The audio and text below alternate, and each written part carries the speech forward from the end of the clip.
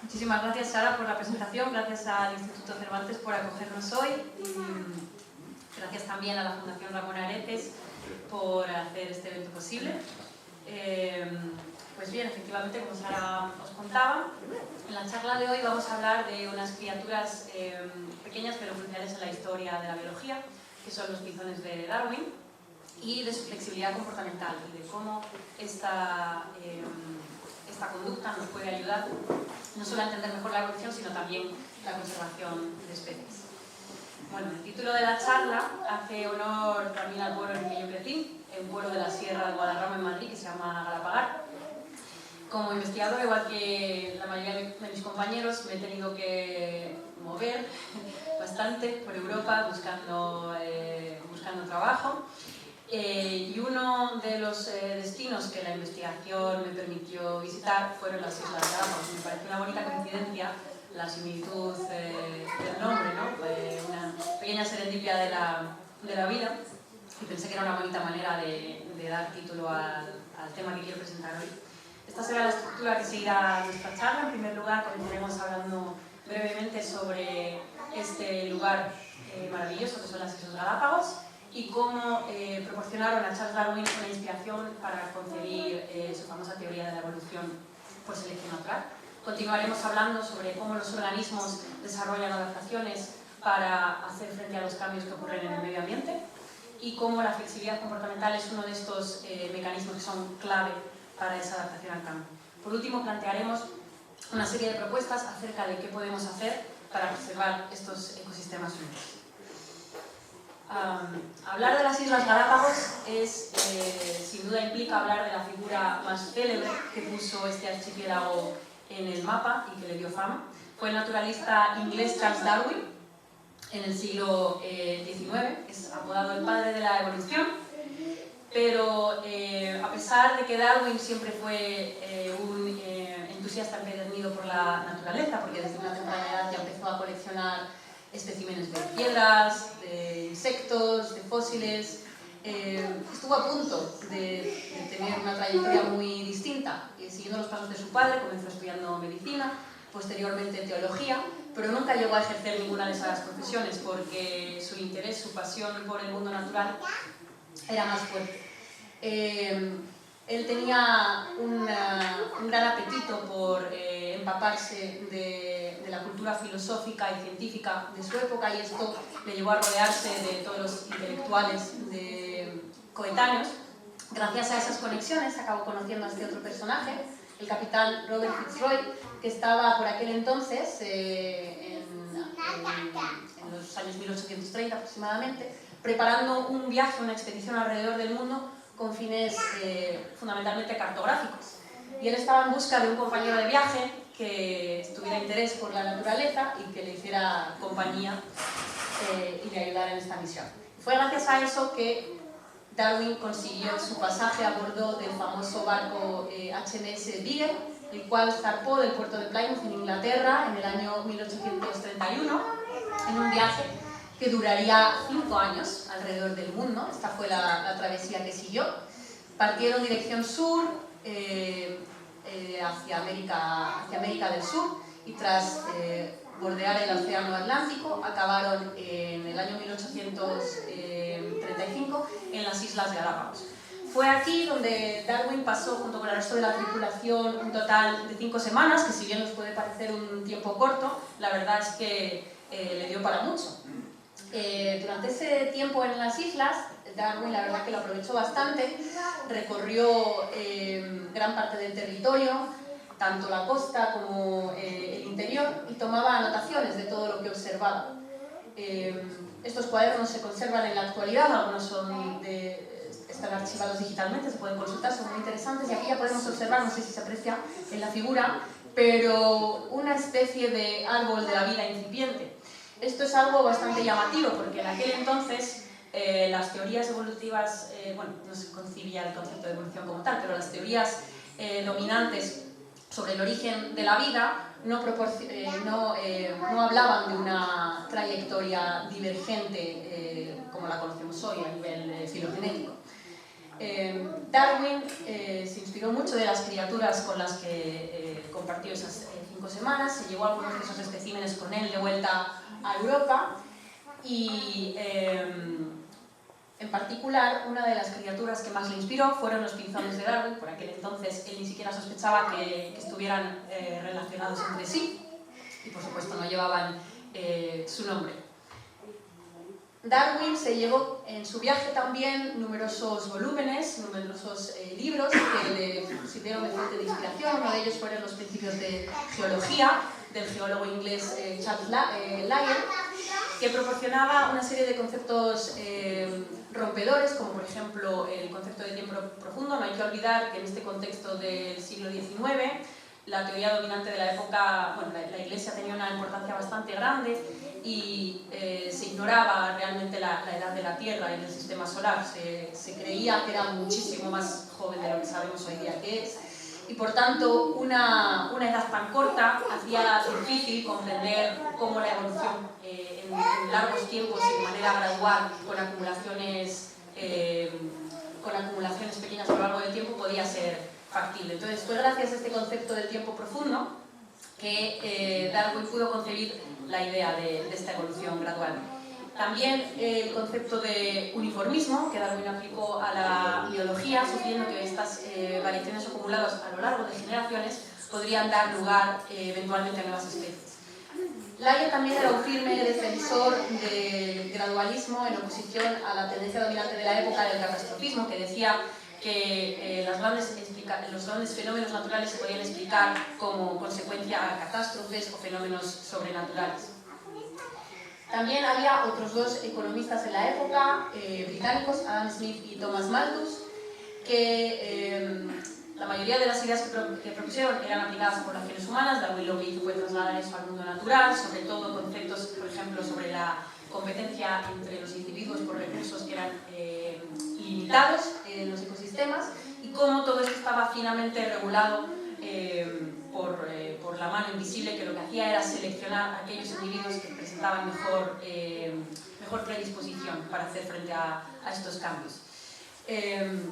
Malthus, por su parte, propuso que en general las poblaciones tienden a un crecimiento exponencial que ocurre a una velocidad mayor de lo que crecen los recursos para poder suministrar a estas poblaciones, lo cual lleva a una lucha por la existencia entre estos individuos. De modo que estos individuos también producen más descendientes de los cuales el ambiente o la capacidad de carga del ecosistema puede sustentar, y eso lleva de nuevo a la supervivencia de los que están mejor adaptados. Todas estas ideas de Charles Darwin, como sabemos, fueron condensadas en su obra más famosa, no la única, El origen de las especies, publicado por primera vez en 1859, que se considera la piedra angular de la biología moderna y, si se me permite la comparación, la Biblia para los biólogos. Este trabajo le llevó a Darwin unos 20 años de análisis exhaustivo de sus notas, de sus observaciones, de reexaminación constante, pero lo cierto es que, si bien su nombre es el que más ha pasado a la historia, no fue el único protagonista de esta teoría. Hay otro personaje que no hay que olvidar. Se trata del biogeógrafo británico Alfred Russel Wallace, que llegó de manera independiente a conclusiones muy similares a las que había propuesto Darwin. Por su parte, Wallace trabajaba en el archipiélago de Malasia y descubrió lo que hoy llamamos la línea de Wallace. Es una línea imaginaria que divide Indonesia, y a ambos lados podemos encontrar animales que han surgido por trayectorias evolutivas diferentes. Wallace se puso en contacto con Darwin, le envió un manuscrito con sus conclusiones antes de que Darwin publicara El origen de las especies, y Darwin quedó impactado por la similitud de sus hallazgos. Ambos tuvieron una relación muy cordial, de respeto mutuo, si bien Wallace era una persona muy humilde que prefirió quedarse en un segundo plano y siempre reconoció a Darwin como el padre indiscutible de la evolución. Y el concepto rompedor que propusieron Darwin y Wallace fue el de la selección natural. Es un proceso por el cual los organismos que tienen determinadas características que resultan ventajosas en su entorno presentan más probabilidades de sobrevivir y de reproducirse, pasando estas características a la siguiente generación. Es un proceso complejo, pero en general lo podemos desintegrar en 4 componentes principales. El primero de ellos sería la variación. En todas las poblaciones, de manera natural, existe variación en distintos caracteres. Si miramos alrededor, encontramos, poniéndonos a nosotros mismos como ejemplo, que tenemos distinta estatura, distinto color de cabello, de ojos. Esto se observa, por supuesto, también en las poblaciones de la naturaleza. En este ejemplo de caracoles, tendríamos que hay 2 características en las que difieren fundamentalmente, que es el tamaño, grande o pequeño, y la coloración, la pigmentación de la concha, naranja, marrón, verde. Esta variación es preexistente, se encuentra de manera natural en las poblaciones y se vuelve algo especialmente importante cuando ocurren cambios en el ambiente que pueden condicionar la supervivencia de los individuos que portan estas características. Imaginemos un ecosistema en el que, por ejemplo, el sustrato es fango, que es oscuro. Entonces, como os podréis imaginar, los caracoles que presentan una concha más oscura se podrán camuflar mejor ante la presencia de determinados depredadores, por lo tanto tendrán una mayor probabilidad de sobrevivir y también de reproducirse. Al reproducirse, las siguientes generaciones van a recibir estas características ventajosas que se van volviendo cada vez más prevalentes en la población, suponiendo una ventaja adaptativa porque de este modo los individuos están mejor acondicionados a su entorno. Hoy tenemos una demostración genética a esta teoría de Darwin. Él carecía de esta explicación, no fue capaz de argumentar cuál era el mecanismo de herencia, cuál era el mecanismo de transmisión de estos caracteres. Esto fue algo que propuso Gregor Mendel. Mendel realmente era un clérigo de la República Checa, con afición por la botánica, y se dedicó a cultivar y a seleccionar distintas variedades de plantas de guisante y a realizar cruzamientos, y observaba cómo variaban las flores y los frutos. Elaboró las que hoy conocemos como leyes mendelianas de la segregación de los gametos, las células sexuales, y su recombinación aleatoria. Si bien no habló de genes como tal, sí que propuso el concepto de factores hereditarios como mecanismo de transmisión de esta variación de una generación a la siguiente, y también propuso conceptos como la mutación y la recombinación como las fuerzas impulsoras del cambio. Bueno, tras este pequeño paseo por la historia, vamos a continuar con la parte un poco más científica, pero antes hay un par de conceptos que me gustaría aclarar. En primer lugar, la adaptación al cambio es algo natural, algo inherente a la evolución. Estas adaptaciones pueden ocurrir en el plano genético, pero también fisiológico o comportamental, como veremos más adelante. Y en segundo lugar, el cambio es una constante.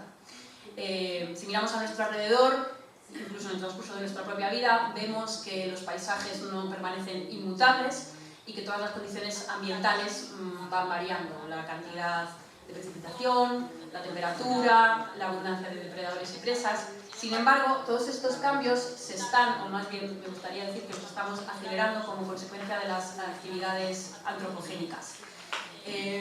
Todos estos fenómenos que podrían llegar a ocurrir de manera más o menos natural en el ambiente se están agravando y se están volviendo más violentos. Hablamos de incendios, de ciclones, de sequías, y todo esto nos afecta no solamente a nosotros, sino también a todas las especies que comparten ecosistema con el ser humano.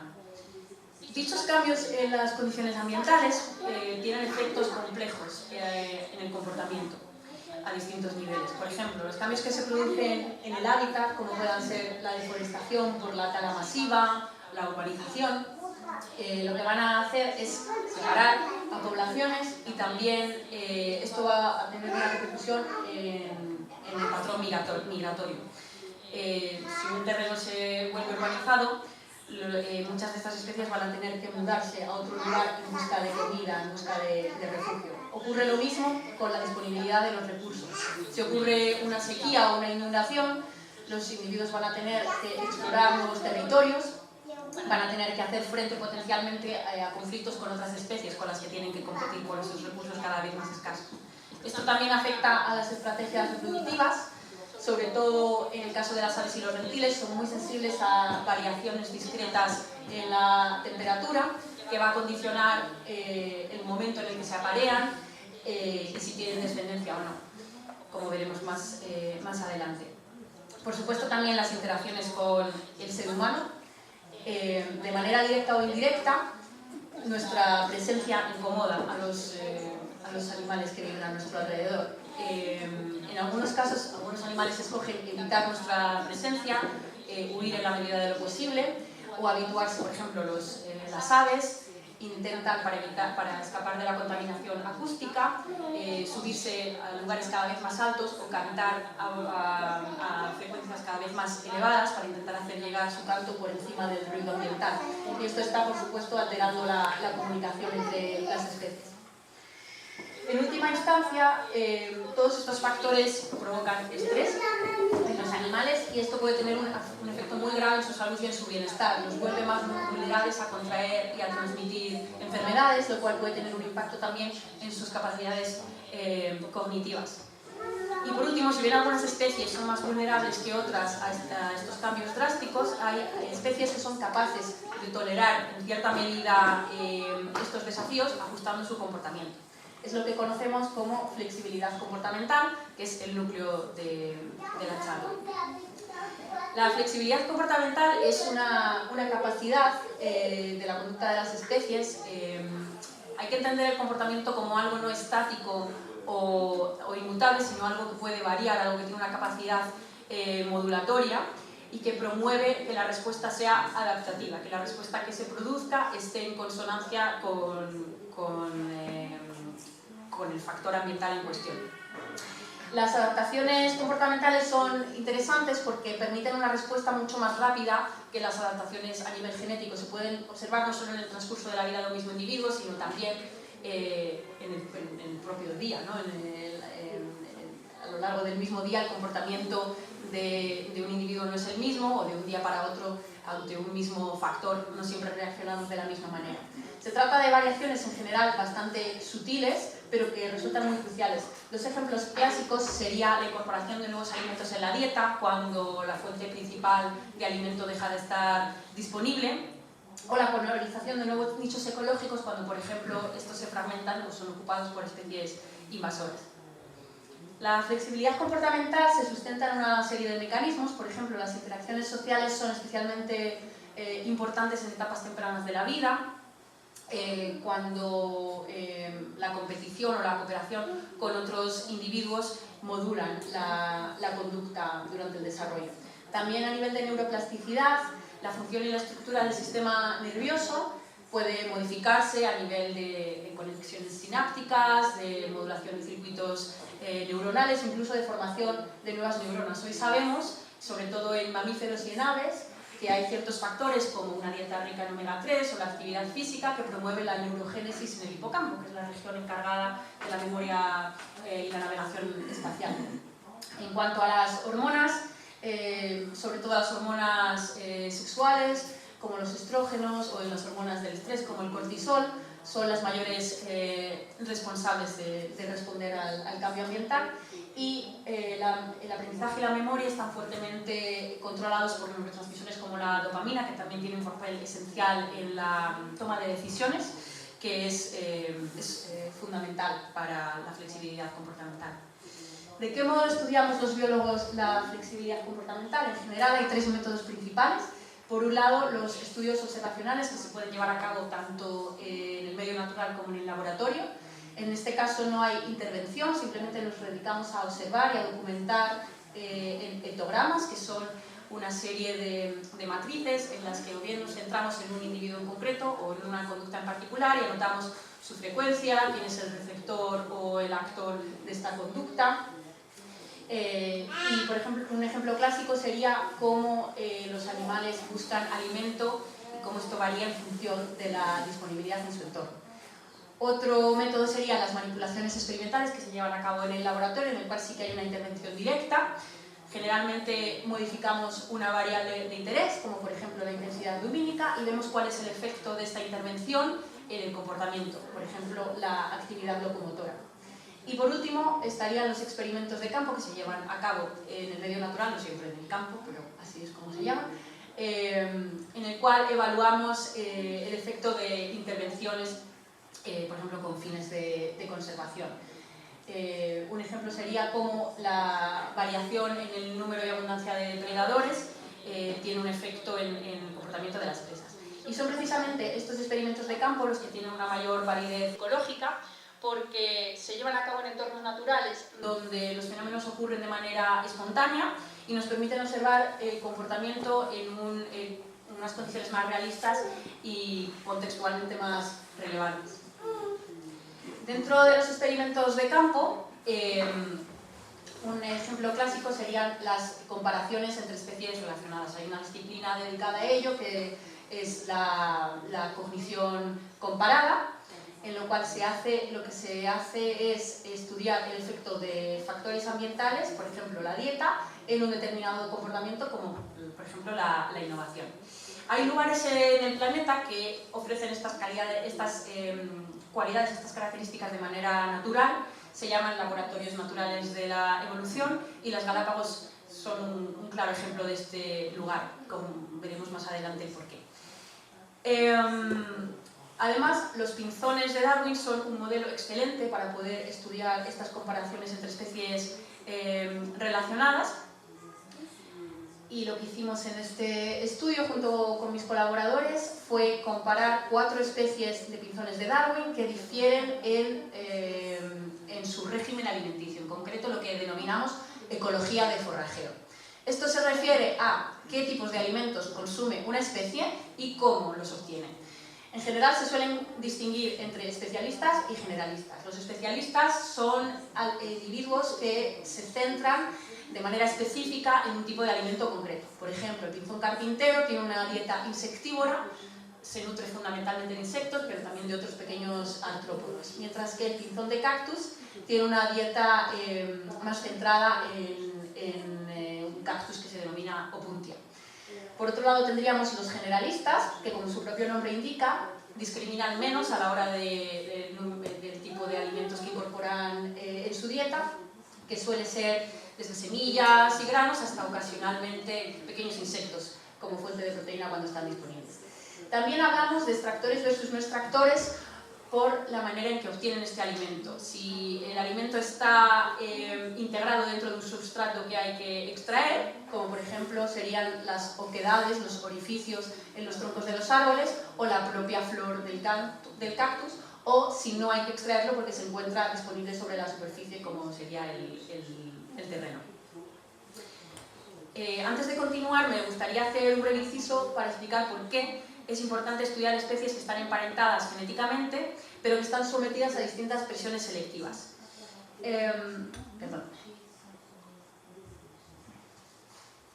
Este gráfico nos permite observar la inmensa diversidad dentro de los grupos de aves en cuanto a la morfología de su pico. Esta morfología no es trivial, es resultado del proceso de radiación adaptativa. Podemos observar picos finos y alargados especializados en extraer invertebrados, picos más en forma de cizalla, como el de los búhos y las lechuzas, para desgarrar a las presas. Y esto es un reflejo, como veíamos, de la ecología de forrajeo, de qué se alimentan y de cómo obtienen ese alimento. Durante su estancia en las Galápagos, Charles Darwin pudo observar este mismo fenómeno en los pinzones. Como vemos aquí, en general, a nivel morfológico, los pinzones se diferencian en el tamaño del pico y también en la forma. Los pinzones eran muy similares de una isla a la otra, pero se habían especializado en función del alimento que era más predominante en cada uno de estos nichos ecológicos. El concepto de radiación adaptativa hace referencia a una rápida especiación a partir de un ancestro común, de una especie que llegó a un nicho ecológico que estaba sin explotar y se ramificó para intentar ocupar todos los nichos ecológicos que estaban disponibles. Tenemos que pensar en que el ancestro común que dio origen a las 17 especies de pinzón llegó de un mismo lugar, de algún lugar en el continente de América del Sur hace unos 3 millones de años, y llegando a las distintas islas encontró distintos hábitats, encontró selva, encontró desierto, y se fueron seleccionando los individuos que presentaban características ventajosas para cada uno de estos nichos ecológicos. Muy bien, volviendo ya al caso de mi experimento tras los pasos de Darwin, en el año 2019, justo antes de la pandemia, tuve la inmensa fortuna de cumplir el que posiblemente sea el sueño de cualquier biólogo, que es ir a las Islas Galápagos. Realicé una serie de experimentos con los pinzones de Darwin. Estos animales viven en libertad, no están confinados en cautiverio, pero los tenemos que poner en un régimen de cautividad temporal para poder realizar los experimentos con ellos. Y para ello hay que ir a buscarlos. Entonces, en general las aves son bastante mañaneras, se despiertan temprano y nosotras teníamos que madrugar para seguirles los pasos. Entonces, pertrechadas con machetes y con otra serie de artilugios, nos adentrábamos en este ecosistema árido de la isla de Santa Cruz y plantábamos estas redes de captura. Consisten en unos postes de unos 4 metros de altura con unas redes muy finas que resultan casi invisibles para las aves, de modo que al ir volando se quedan atrapadas. Nosotras, con mucho cuidado, las liberamos y las transportamos inmediatamente al aviario de la Estación Científica Charles Darwin, que habíamos preparado, acondicionado previamente. Intentamos que las condiciones sean lo más cómodas posible, lo decoramos con ramas para que tengan lugar donde posarse, lo cubrimos también con tela para que estén aislados visualmente los unos de los otros y no interfieran con durante los experimentos. Y una vez que transcurre el experimento, que tenía una duración de máximo 2 semanas, se les libera de nuevo en el sitio de captura. Para realizar el experimento de flexibilidad comportamental utilizamos una caja de acceso múltiple. En general, cuando se hacen este tipo de estudios, se utilizan tareas que denominamos de resolución de problemas, en la cual se presenta a los animales con un problema que consiste en acceder al alimento y ellos tienen que encontrar la manera de hacerlo. Esta cajita, que podéis ver luego más en detalle si a alguno le interesa, la diseñamos con el fin de proporcionar distintos mecanismos alternativos de apertura. Es un cubo de plexiglas translúcido que contiene una recompensa alimenticia. Se trata de un alimento que ellos no reciben de manera habitual en su dieta para que les resulte más apetitoso. En el caso de los insectívoros, por ejemplo, una polilla. Y presenta 4 maneras de poder abrirla, que difieren en su grado de dificultad y también en el patrón motor, en la serie de movimientos que tienen que hacer para poder abrirla. Tenemos un mecanismo muy sencillo, que es el palillo. Es un palito de dientes conectado al tapón de una botella, del cual simplemente tienen que tirar, ejerciendo muy poquita fuerza, para aproximarlo a esta compuerta y así poder recuperar la comida. Luego tenemos esta puerta deslizante, que se puede abrir insertando la punta del pico en este orificio y moviéndolo a derecha o izquierda. Luego tenemos un cajón con una argolla de metal que pueden tirar hacia afuera para abrirlo. Y por último, esta trampilla que se puede accionar tirando de esta cuerdecita hacia abajo.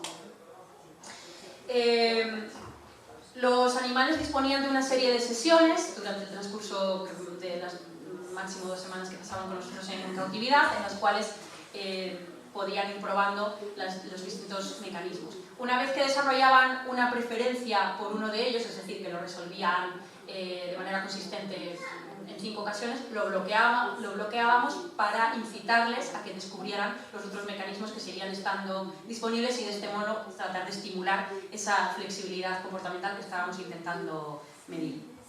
Aquí he puesto un par de vídeos como ejemplo para que veáis esta capacidad que a mí no deja de asombrarme. Tenemos que tener en cuenta que estos animales nunca han estado en contacto con el ser humano, nunca han estado encerrados en un aviario, ni siquiera conocen estos materiales.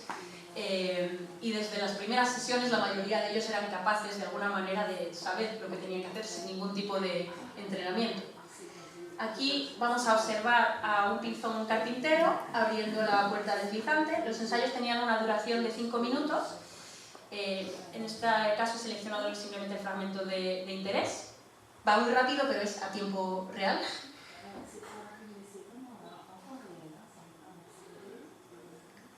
Ahí en este caso desliza la puerta hacia la derecha, inmediatamente recupera la comida.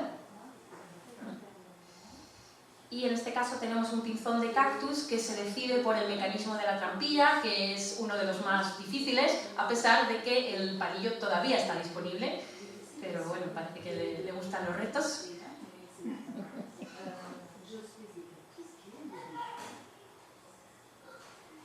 Obviamente observamos mucha variabilidad a nivel individual dentro de la propia especie y entre las distintas especies, también entre machos y hembras y también de un día a otro, por aquello de que el comportamiento es algo plástico.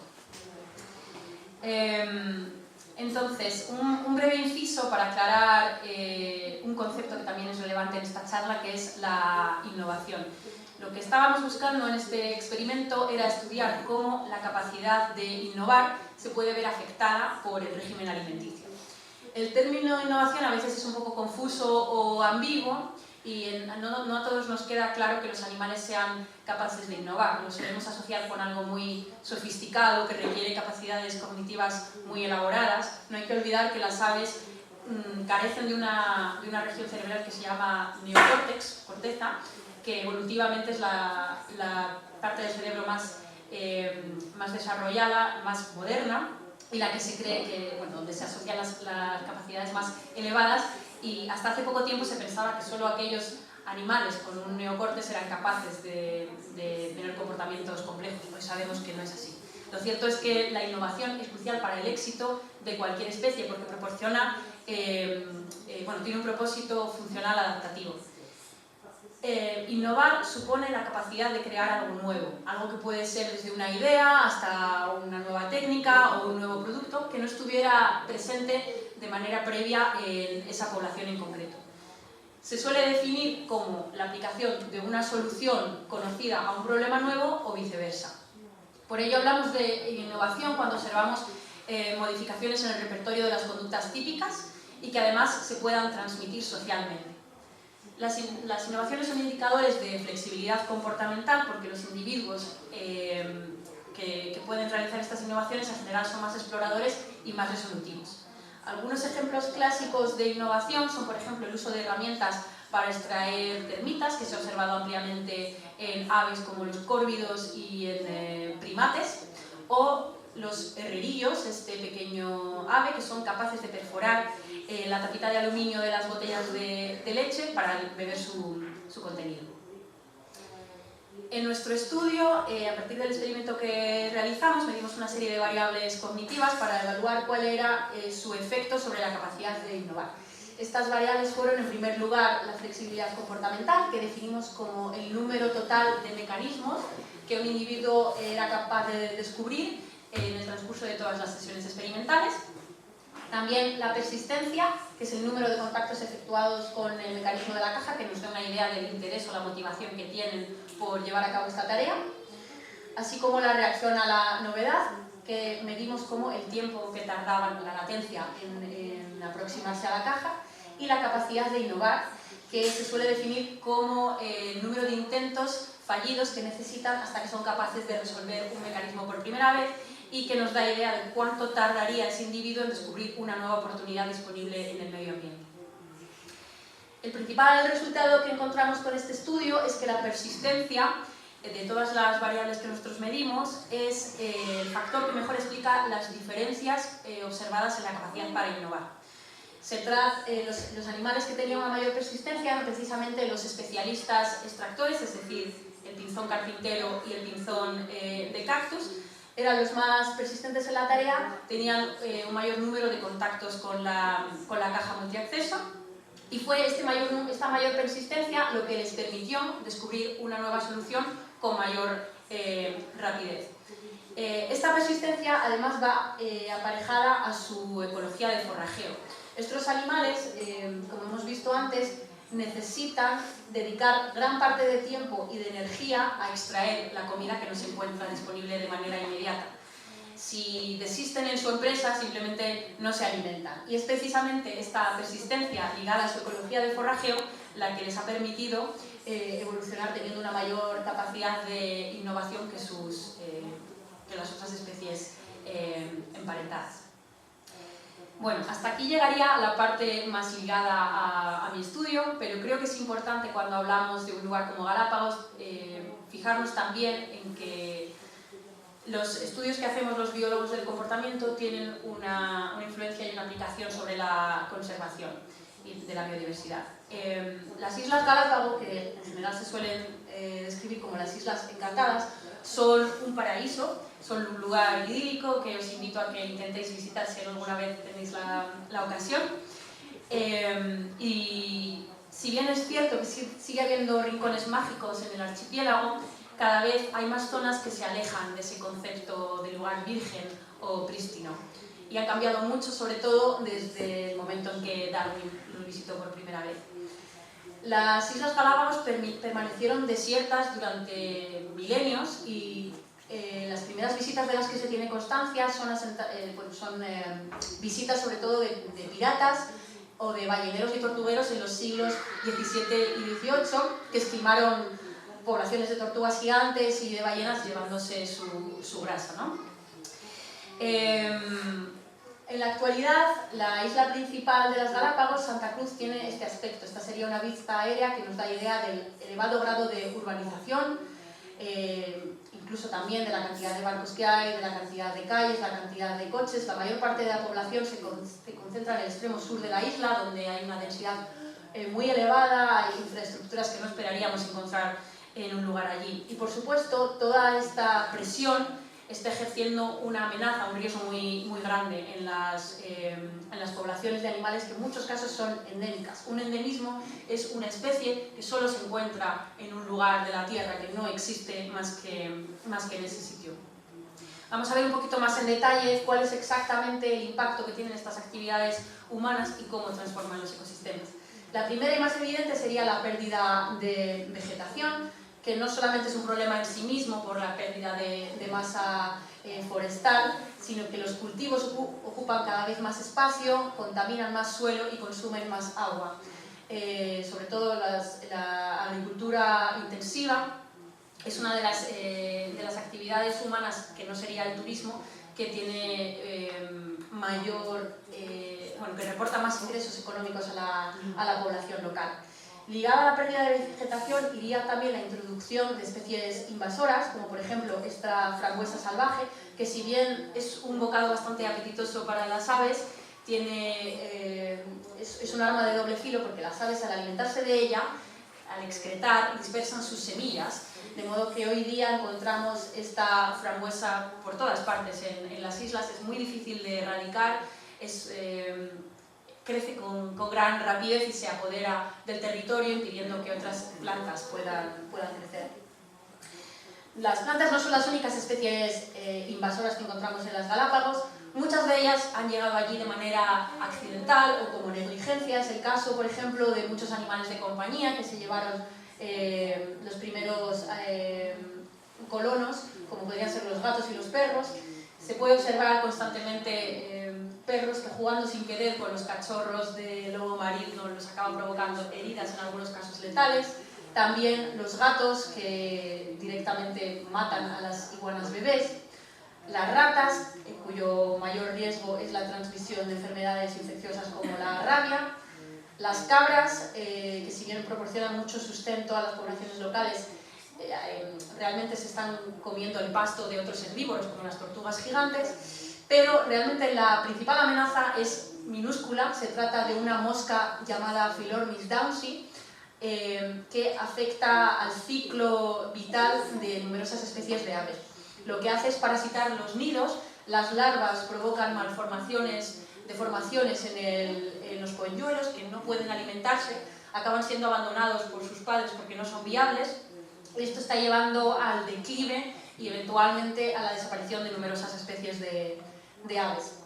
Una de ellas es el denominado pájaro brujo, que haya desaparecido ya en muchas de las islas y en otras se encuentra en grave riesgo de extinción. Ocurre algo parecido con la iguana rosa, que también es endémica. Actualmente se desconoce cuál es la cifra real de individuos, pero se estima que es de unas pocas decenas, limitadas a la las inmediaciones de un volcán en la isla de Wolf. Y también el pingüino de las Galápagos, que es la segunda especie de pingüino más pequeña del mundo y la única que se encuentra en el hemisferio norte. Es especialmente sensible al aumento de la temperatura del mar, que está cada vez reduciendo más la cantidad de peces. La pérdida de especies no solamente es triste en sí misma, sino que cuando perdemos una especie desaparece también su rol en el ecosistema y acaba teniendo efectos dominó o en cadena con todas las especies dependientes de esta. Las actividades que están relacionadas con el turismo y la pesca, que son la mayor fuente de ingreso de las islas, pueden provocar daños muy graves. Yo misma presencié numerosos atropellos por las altas velocidades de los coches en las carreteras.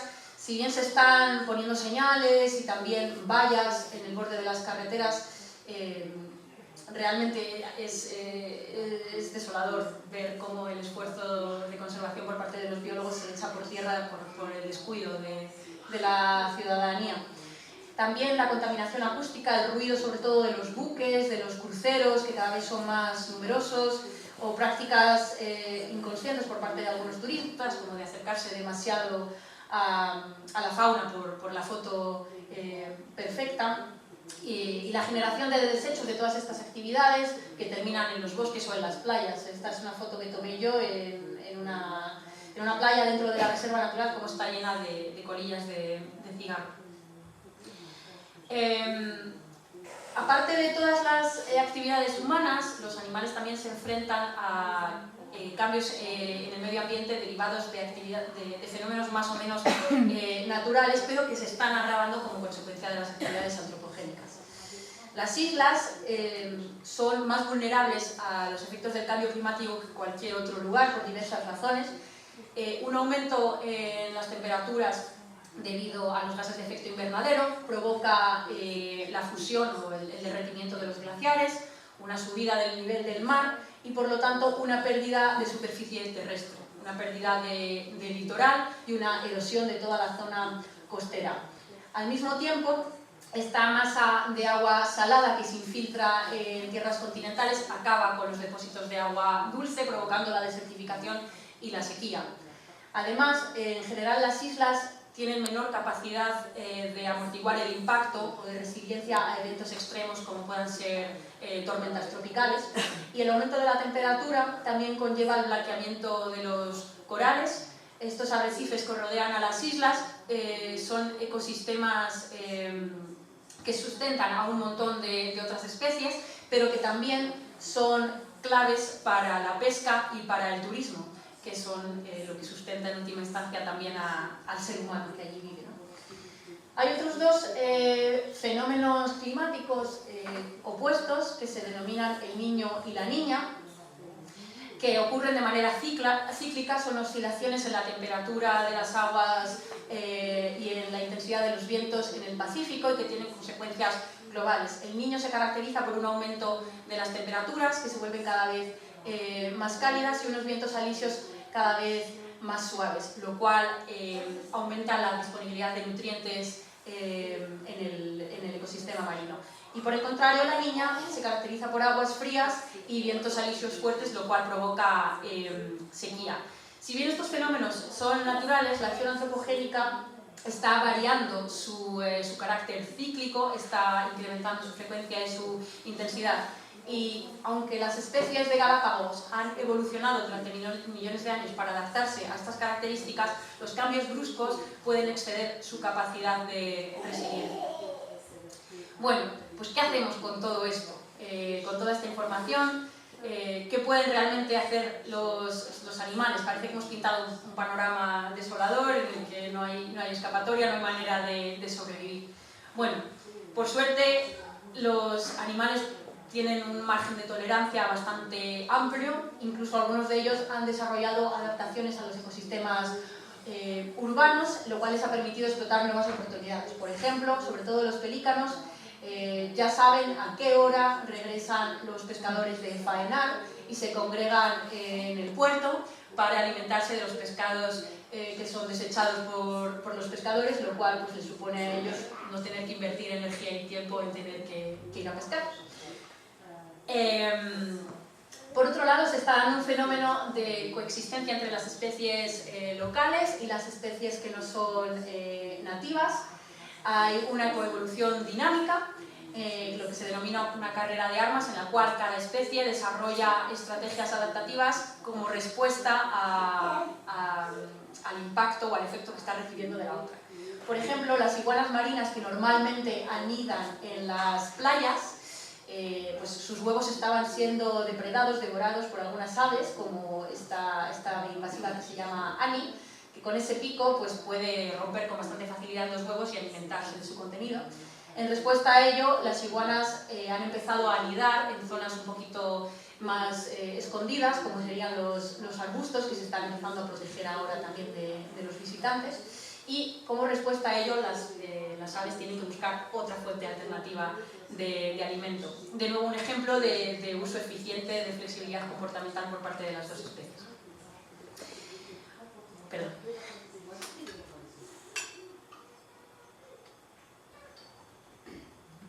Bueno, ¿cómo pueden exactamente los pinzones ayudarnos a salvar la biodiversidad de las Galápagos? El estudio de la flexibilidad comportamental en los pinzones no solo beneficia a este grupo de aves, sino que también nos permite comprender cómo otros animales hacen frente a desafíos similares. Recopilar todo este conocimiento nos permite guiar estrategias de manejo y de conservación de especies cada vez más efectivas, particularmente en entornos insulares que hemos visto que son más vulnerables. Por ejemplo, si sabemos que hay ciertas especies que tienen una mayor capacidad de incorporar nuevos tipos de alimento a su dieta o de desarrollar nuevas técnicas de obtención, podríamos priorizar a estas especies cuando diseñamos programas de reintroducción de fauna salvaje en aquellas áreas donde la supervivencia requiera una mayor flexibilidad comportamental. Pero aparte de lo que puedan hacer los animales por sí mismos, tenemos que pensar que mucho de este daño con el que tienen que lidiar es consecuencia directa de nuestras acciones y tenemos una responsabilidad en ello. Salvar la biodiversidad no solamente debería ser una obligación moral, sino que además nos permite salvar la economía. En torno al 50% de la población de las Islas Galápagos trabaja en actividades que están ligadas de manera directa o indirecta con el turismo. La gente acude a las Galápagos para bucear, para hacer viajes de exploración. Si se pierden todas estas especies, la gente va a dejar de ir y, por tanto, no es en el propio interés de las poblaciones locales intentar preservar la biodiversidad para poder mantener su estilo de vida. Otras acciones que se están emprendiendo a cabo que implican un ligero cambio de modelo es la educación ambiental, y no hablamos solamente de charlas en los institutos, sino de programas en los que se implica a la ciudadanía. Se hacen, por ejemplo, censos de especies, se les hace tomar parte activa en programas de ciencia ciudadana para que se conciencien y realmente se involucren en este tipo de actividades. También el turismo ecorresponsable, hay maneras de hacer el turismo que tienen un daño menor. Nosotros también como turistas deberíamos de tratar de privilegiar aquellas prácticas que son más respetuosas con el medio ambiente, así como la agricultura orgánica que no deforesta nuevas superficies, ¿no? Esto es un trabajo que no solo nos concierne a los biólogos, sino en general a toda la sociedad, a empresas, a ONGs y a gobiernos.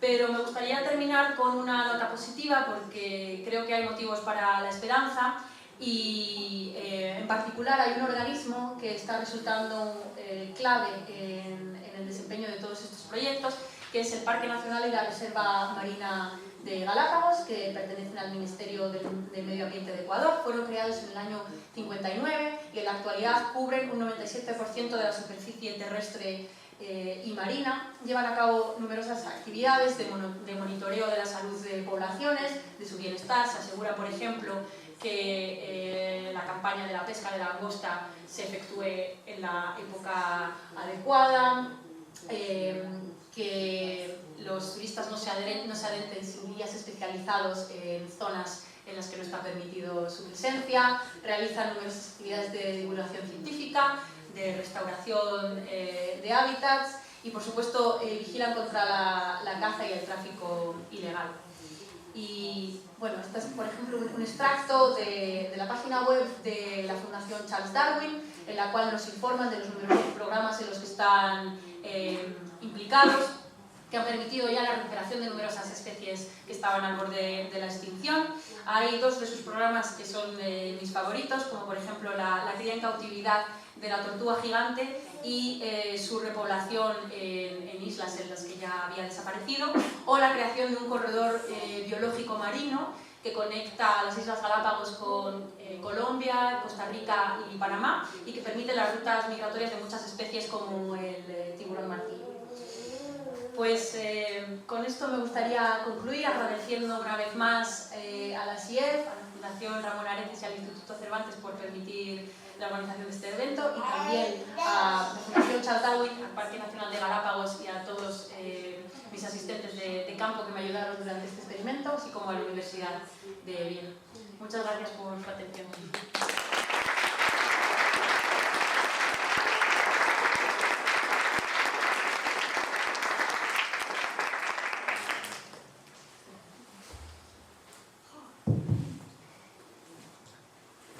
No sé si a alguien le gustaría hacer alguna pregunta, alguna curiosidad, un comentario. Sí. Has comentado que, bueno, es una pregunta de dos partes. Sí. Bueno, no sé si hace falta, pero... has comentado que es la persistencia o la insistencia, ¿no? La que era la clave del éxito, digamos, ¿no? De su adaptación. ¿Se ha visto este tipo de... que este factor, esta característica sea también la más importante, una importante en otros grupos de animales? Y la segunda parte de la pregunta sería, me parece que has dicho que era la característica de las especies especialistas. Sí. ¿No iría en contra de una hipótesis que se me ocurre, que sería que las generalistas son las que tienen que tener más capacidad de adaptación a diferentes hábitats, microhábitats, bueno, recursos? Sí. Sí que es cierto que en general los generalistas tienen una mayor capacidad de flexibilidad. Al alimentarse de mayor cantidad de sustratos tienen que ser más flexibles a la hora de seleccionar de qué se alimentan, por eso no son especialistas. La persistencia es más importante en el caso de las especies especialistas, y esto se ha observado también en estudios con mamíferos, por ejemplo, en tareas similares de cajas de acceso múltiple con mapaches y con elefantes se han encontrado hallazgos similares, que al final la clave del éxito residía en intentar, en no tirar la toalla. Podría parecer algo intuitivo, pero no hay que olvidar que al final la persistencia supone una inversión de tiempo y de energía. Es cierto que en condiciones de cautiverio, donde los animales no tienen otro sitio a donde ir, pues lo mismo les daría seguir con esa tarea que retirarse, ¿no? Pero en un contexto natural, si tú encuentras una fuente de alimento altamente calórica, como son por ejemplo los insectos de los que se alimenta el pinzón carpintero o el néctar de las flores del pinzón de cactus, les conviene invertir en esa fuente de alimento y seguir intentándolo antes que ir a buscar otra alternativa. Son distintas estrategias que pueden seguir.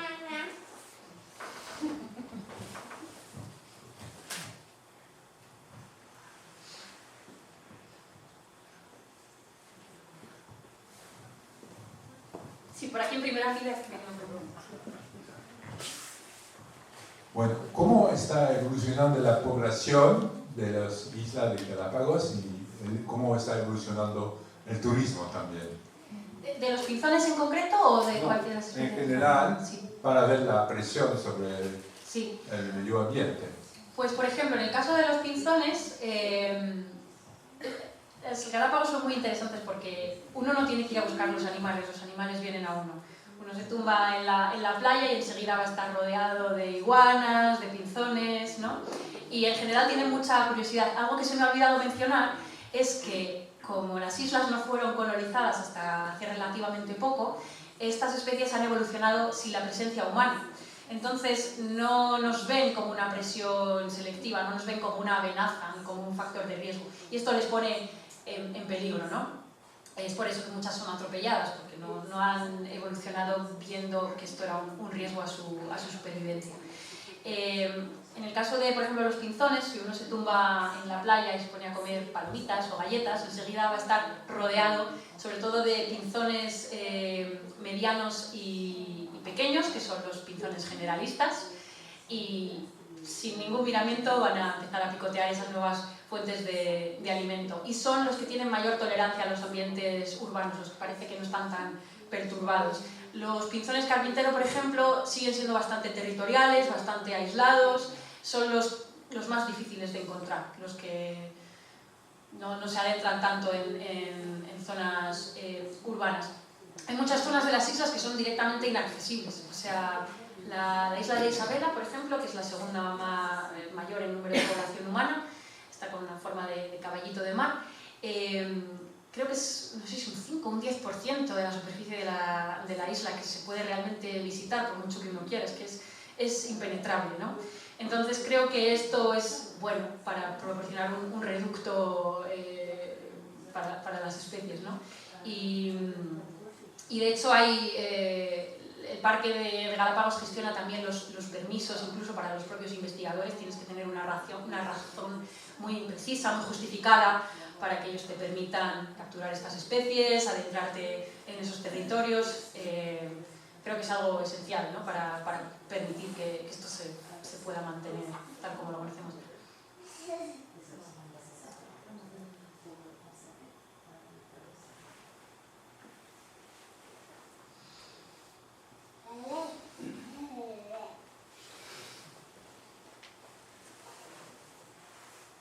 ¿Alguien más se anima?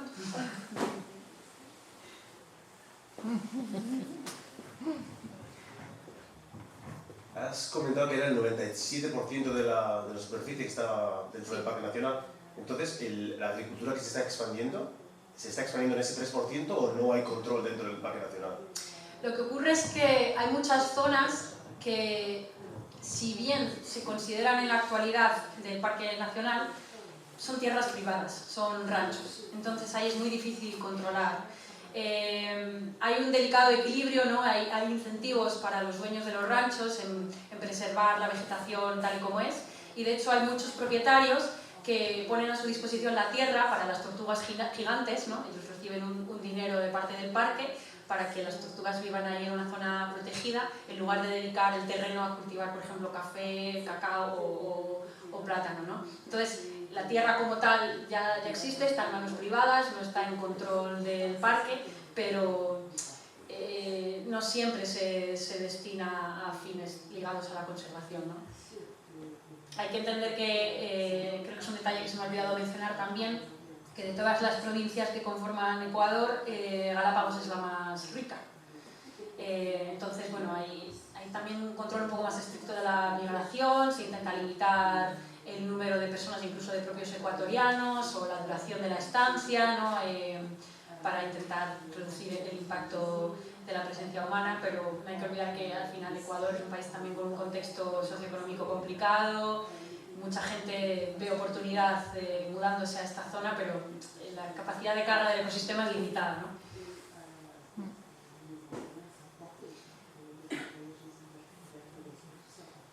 ¿Sí?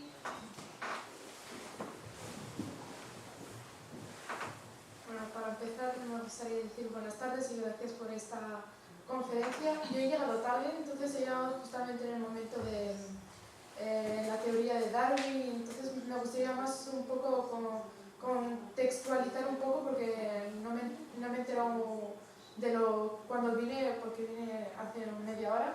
Entonces me gustaría que me explicara un poco lo de la teoría de Darwin y la relación con pues, el pájaro pinzón y la isla de los Galápagos. Bueno, pues haciendo un resumen, la teoría de la evolución se inspiró fundamentalmente en observaciones que realizó Darwin en las Galápagos, muchas de las cuales fueron en los pinzones, y en cómo las variaciones en la morfología y en el tamaño de sus picos eran un reflejo del proceso de especiación para colonizar distintos nichos ecológicos. No sé si eso responde a tu pregunta. ¿Sí?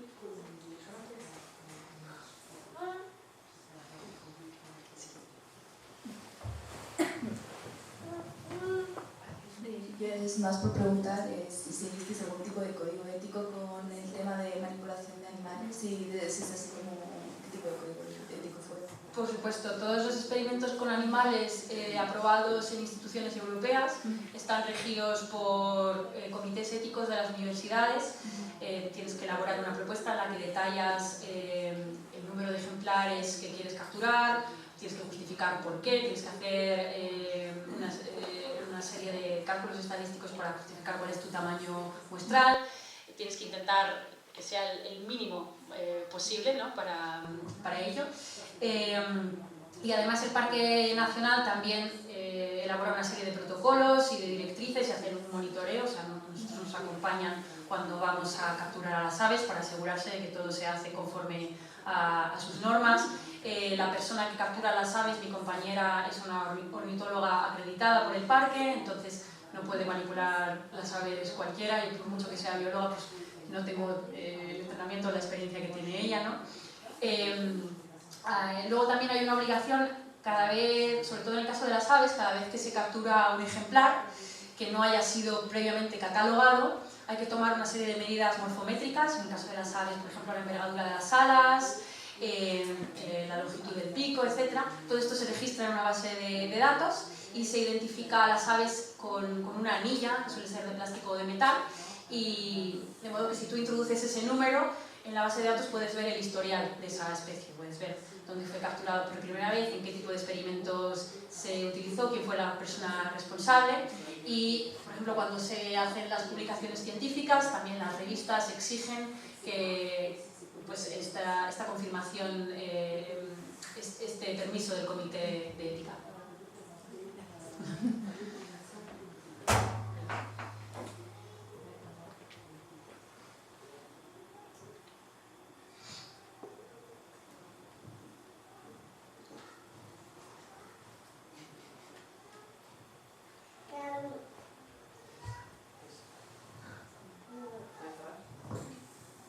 Bueno, pues si no hay más preguntas, Sief normalmente invita a un pincho de tortilla y a un vinito si queréis, no os vayáis a comer nada porque luego nos quedamos con mucha comida. Y muchas gracias por venir. Tomémonos como si los que nos quedamos por aquí podemos ir preguntándote todas las dudas. Y ya está.